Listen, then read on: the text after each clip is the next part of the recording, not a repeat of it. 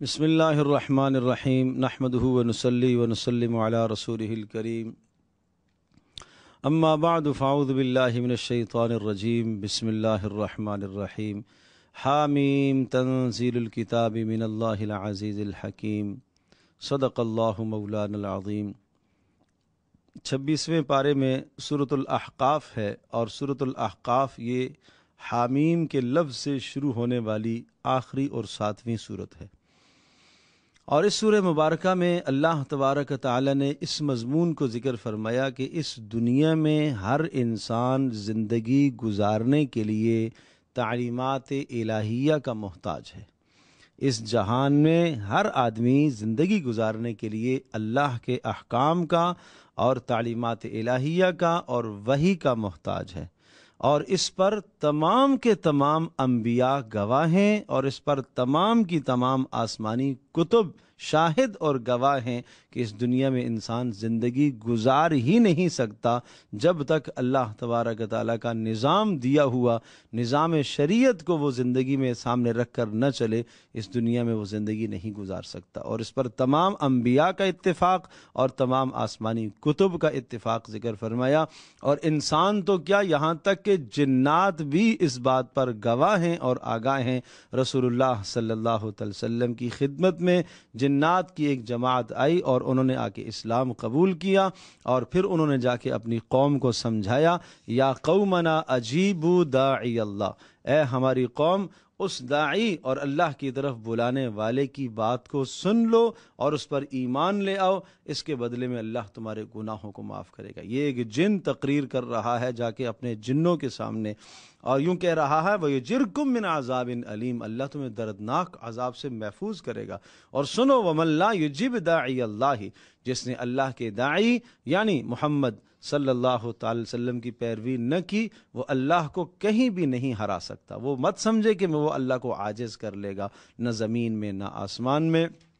اور پھر اسی طرح سے سورہ مبارکہ میں ایک اور مضمون سمجھایا، فرما بردار اولاد کے لیے، یعنی ماں باپ اپنی اولادوں کے لیے کس طرح سے دعا کریں۔ بڑی پیاری دعا ہے، وَوَصَّيْنَا الْإِنسَانَ بِوَالِدَيْهِ احسانا، ہم نے انسان کو حکم دیا ہے کہ وہ ماں باپ کے ساتھ حسن سلوک کرے، خاص طور پر ماں کے ساتھ۔ ماں نے اس کو مشقت در مشقت اٹھایا ہے، 3 مشقتیں ماں نے اکیلے برداشت کی ہیں، وہ ایک حمل کی مشقت، جننے کی مشقت، دودھ پلانے کی مشقت، یہ 3 مشقتیں ماں اکیلے اٹھاتی ہے۔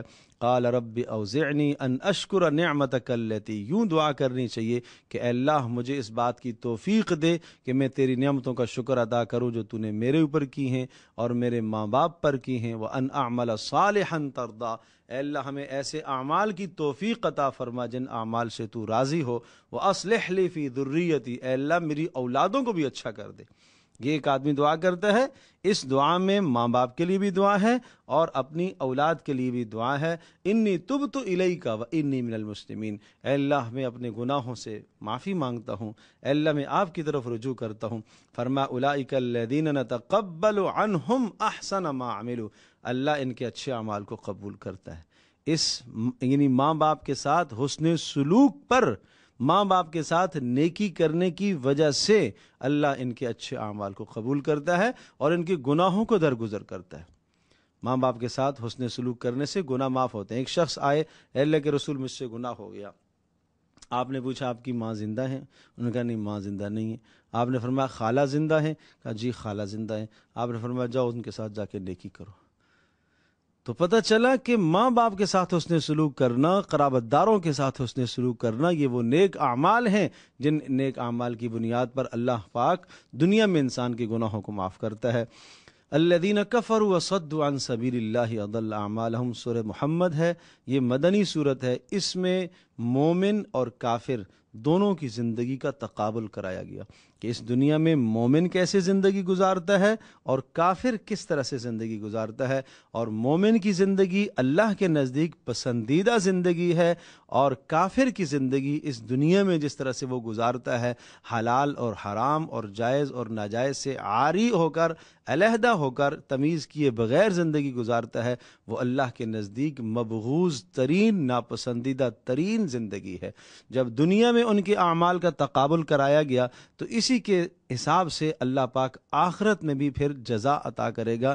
اہل ایمان کے لیے جنت کے وعدے ہیں اور ہر ایمان والے کو اللہ پاک جنتیں عطا کرے گا، اور کافروں اور نافرمانوں کے لیے سخت سزائیں سنائی گئی۔ اور ساتھ ساتھ اس سورہ مبارکہ کے اندر تحریض علی القتال والجہاد، یعنی قتال اور جہاد پر بھی ابھارنے اور منافقوں کے کچھ احوال بھی ساتھ ذکر ہیں۔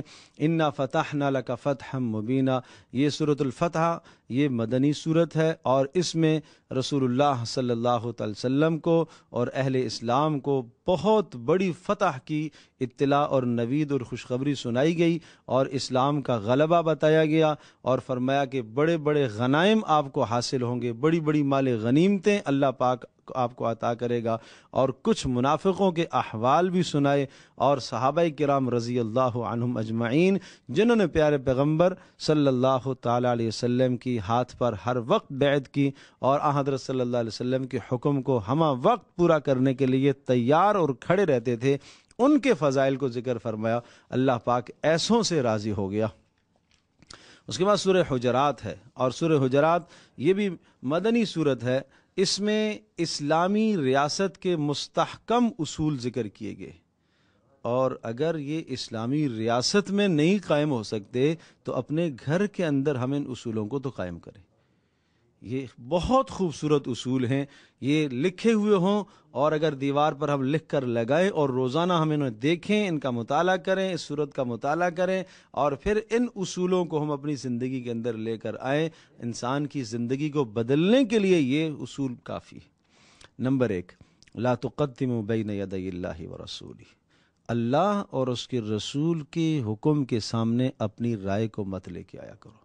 یہ سب سے پہلا بنیادی مستحکم اور مضبوط ترین اسلامی ریاست کا اصول ہے کہ اسلامی ریاست کے اندر ارباب اقتدار، اصحاب مال، فلاں فلاں فلاں فلاں، ہر ایک کی خواہش، ہر ایک کی چاہت ہوگی، لیکن تمہیں سب سے پہلے اللہ اور اس کے رسول کے حکم کو مقدم کرنا ہے۔ اس اللہ اور اس کے رسول کے حکم کے سامنے اپنی رائے کو مت ترجیح دو، معاشرے کو مت ترجیح دو، لوگوں کے کہنوں کو مت ترجیح دو، اپنے نفس کی خواہشات کو مت ترجیح دو۔ اللہ اور اس کے رسول کے حکم کی پیروی سب سے اول چیز ہے۔ نمبر 2، لا ترفعوا اصواتکم فوق صوت النبی، نبی کی آواز سے اپنی آوازوں کو اونچا نہ کرو۔ یہ فضائل سمجھائے، آداب سمجھائے، اہل علم کے آداب سمجھائے۔ یہ رسول اللہ صلی اللہ علیہ وسلم جب دنیا میں موجود تھے اس وقت یہ ادب آپ کی ذات گرامی سے متعلق تھا، اور اب اگر کوئی آدمی روضہ رسول پر جاتا ہے، اللہ پاک ہم سب کو بار بار وہاں جانے کی توفیق عطا فرمائے، اب وہاں کوئی جاتا ہے تو روزے پر بھی اس کو اونچی آواز سے بات نہیں کرنی چاہیے، آہستہ۔ اور لیکن اب کسی عالم کی مجلس میں بیٹھا ہوا ہے، اہل علم کی جہاں سے آپ کو علم آتا ہے، جن ذرائع سے آپ کو علم آتا ہے، ان کا ادب کرو۔ دوسرا اصول ادب سمجھایا۔ نمبر 3، ولا تجہروا لہ بالقول، ان کو ایسے نہ پکارا کرو جیسے تم ایک دوسرے کو پکارتے ہو، نام لے کر، ادب سے نام لو۔ اور نمبر 4، ان جاءکم فاسق بنبأ، اگر تمہارے پاس کوئی غیر معتبر شخص خبر لے کے آتا ہے، خبر کی تحقیق کیا کرو۔ بلا تحقیق خبر پر عمل کرنے سے کہیں نقصان اٹھاؤ گے، ایسا نہ ہو کہ تم کسی پر چڑھائی کر دو اور پھر بعد میں تمہیں شرمندگی ہو۔ اور نمبر 5، تمہیں سمجھنا چاہیے وَاعْلَمُوا أَنَّ فِيكُمْ رسول اللہ، تمہارے درمیان میں رسول اللہ صلی اللہ علیہ وسلم کی سیرت اور اسوہ حسنہ اور رسول کی زندگی موجود ہے۔ تم اختلافات میں، زندگی کے معاملات میں اپنے نبی کی پیروی کرو، اس کی زندگی کو اپنے لیے نمونہ قرار دو۔ اور یاد رکھنا وَلَكِنَّ اللَّهَ حَبَّبَ إِلَيْكُمُ الْإِيمَانَ، یہ اللہ سے مانگا کرو اللہ ایمان کو تمہارے دل میں محبوب بنا دے، مزین کر دے۔ اللہ پاک تمہارے نزدیک کفر کو، فسق اور فجور کو اور عصیان کو تمہارے دلوں کے اندر نفرت، ان چیزوں کی، گناہوں کی نفرت ڈال دے۔ اور جس شخص میں یہ خصوصیات ہیں اولئک هم الراشدون، یہ رشد ہے۔ کیا دل میں ایمان محبوب ہو جائے، ظاہری اعضاء پر ایمان سج جائے، اسلام سج جائے، زندگی اسلام کے مطابق ہو، معاشرتی زندگی، معاملات کی زندگی، لین دین، شادی بیاہ، غمی خوشی، ساری زندگی اسلام کے مطابق ہو، اور دل کے اندر بھی ایمان راسخ ہو، اور کفر اور فسق اور فجور اور نافرمانی، ان تمام چیزوں کی دل کے اندر نفرت موجود ہو۔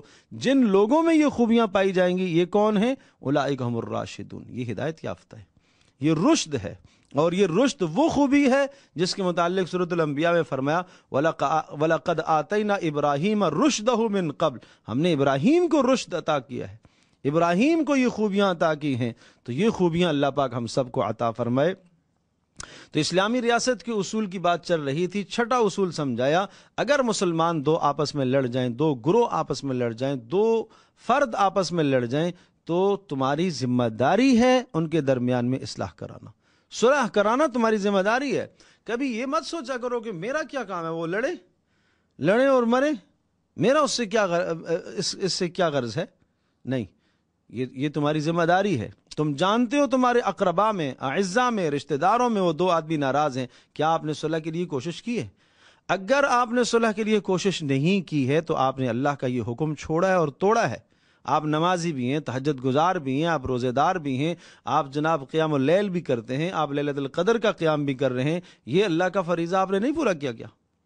تو یہ بھی ہمیں دیکھنا چاہیے گرد و نواح میں، اگر کوئی ناراض ہے تو ان راتوں میں، مقدس راتوں میں ہمیں جا کے صلح کرانی چاہیے، اور یہ بہت عظیم ترین عمل ہے۔ اور ساتواں اصول سمجھایا کہ اگر صلح کرتے ہو تو پھر صلح میں عدل و انصاف، یہ نہیں کہ ایک کی طرف داری کرو، دوسرے کی طرف داری کرو، دوسرے پر تم ظلم تھوپو، یہ نہیں، اعتدال سے، انصاف کے ساتھ کام کرو۔ اور نمبر 8واں اصول یہ سمجھایا لا یسخر قوم، یہ اختلافات کیوں آتے ہیں معاشرے میں؟ اب وہ اسباب گنوائے، ان اسباب کی وجہ سے معاشرے میں اختلاف آتے ہیں۔ چاہو تو اس کو آگے 8، 9، 10، 11، 12 یہ اصول ذکر کرو، اور چاہیں تو آپ اس کو 6 الگ اصول بتائیں کہ وہ اسباب، جن اسباب کی وجہ سے معاشرے میں اختلافات پیدا ہوتے ہیں کیا ہیں۔ نمبر 1، لا یسخر قوم من قوم، کوئی کسی کا سخریہ نہ کرے، کوئی کسی کا مذاق نہ اڑائے، نہ مرد مرد کا، نہ عورت کا۔ عورت مرد کا مذاق اڑائے، اس کو تو یہاں ذکر ہی نہیں کیا۔ پتہ چلا کہ عورت کا تو کام ہی نہیں ہے مرد کے ساتھ مذاق کرنا، یہاں کہا کوئی مردوں کی جماعت کا مذاق نہ اڑائے، اور کوئی عورتوں کی جماعت کا مذاق نہ اڑائے۔ یہ الگ الگ کیوں ذکر کیا؟ یہ اسی لیے ذکر کیا کہ عورت کا کام ہی نہیں ہے مردوں کی مجلس میں جانا۔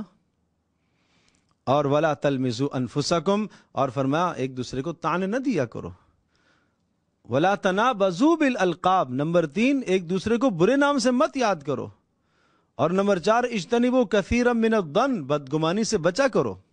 اور نمبر 5، ولا تجسسوا، ٹوہ میں نہ پڑو، کسی کی ٹوہ میں مت پڑو، ٹوہ میں پڑھ کے اس کے عیوب تلاش کرتے ہو۔ حدیث پاک میں آتا ہے جو کسی مسلمان کے ٹوہ میں پڑتا ہے اللہ گھر بیٹھے اس کو رسوا کرتا ہے، اللہ اس کی ٹوہ میں پڑ جاتا ہے اور اللہ پھر گھر بیٹھے اس کو رسوا کرتا ہے۔ اور نمبر 6، ولا یغتب بعضکم بعضا، کوئی کسی کی غیبت نہ کرے۔ انسان جب کسی سے بدگمان ہوتا ہے تو اس بدگمانی کو پکا کرنے کے لیے ٹوہ میں پڑتا ہے، عیب تلاش کرتا ہے، اور جب عیب مل گئے تو اب عیب زبان پر لے آتا ہے، اسی کا نام غیبت ہے۔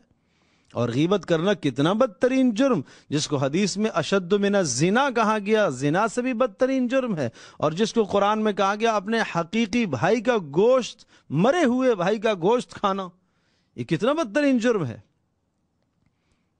2 اشخاص کو آپ نے دیکھا کہ ان کی زبان سے کسی کی غیبت ہو رہی تھی، آپ اس وقت تو نہیں بولے، آگے چل کے آپ نے دیکھا ایک مرا ہوا گدھا پڑا ہوا تھا، رسول اللہ صلی اللہ علیہ وسلم نے ان دونوں اشخاص کو بلایا۔ کیا پیارے پیغمبر صلی اللہ علیہ وسلم کا خوبصورت انداز تھا سمجھانے کا۔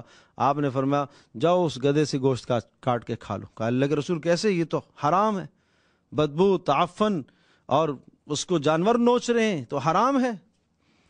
اللہ کے رسول صلی اللہ علیہ وسلم نے ارشاد فرمایا جو تم نے پہلے کیا ہے، مسلمان بھائی کی غیبت کی ہے، وہ بھی تو حرام ہے، وہ بھی تو حرام ہے۔ اور آپ نے فرمایا مجھے دکھایا گیا معراج کی رات میں کہ یہ اپنے جبڑوں کو چیر رہے ہیں، وہ لوگ ناخن بڑے بڑے لوہے کے ناخنوں سے کاٹ رہے ہیں، چھیل رہے ہیں اپنے چہروں کو۔ کون ہیں یہ لوگ؟ کہ یہ غیبت کرنے والے، مسلمانوں کی عزتوں پر حملے کرنے والے۔ تو ان جرائم سے اپنے معاشرے کو پاک کرو۔ یہ چیزیں وہ ہیں جو اسلامی معاشرے کے بڑے بنیادی اصول ہیں، اور میں عرض کر رہا ہوں کہ معاشرے میں قائم نہ ہو سکے تو گھر میں تو ان اصولوں کو قائم کرو۔ انا خلقناکم من ذکر و انثی وجعلناکم شعوبا وقبائل لتعارفوا۔ کس بنیاد پر تم دوسرے سے اپنے آپ کو بہتر سمجھتے ہو؟ مال کی بنیاد پر، حسن کی بنیاد پر، خاندان کی بنیاد پر؟ سب کو اللہ پاک نے ایک ہی جگہ سے پیدا کیا ہے، سب کے سب آدم کی اولاد ہیں، ذکر و انثی، ایک مرد عورت سے سب پیدا ہوئے ہو۔ قبائل کی تقسیم اللہ نے اس لیے کی تاکہ تمہیں پہچان رہے، اور اللہ کے ہاں بلند مقام اس کا ہے جس کی زندگی میں تقوی ہے. تو تقوی اپنے اندر پیدا کرو تو بلند مقام تم پاؤ گے. تو ان اصولوں کو اپنی زندگی کے اندر اپنانا چاہیے. اپنے گھر سے آئیے ہم آغاز کرتے ہیں کہ یہ سورۃ الحجرات کے مبارک اصول ہم اپنے گھر کے اندر نافذ کرتے ہیں، اپنی زندگی میں ہم نافذ کرتے ہیں.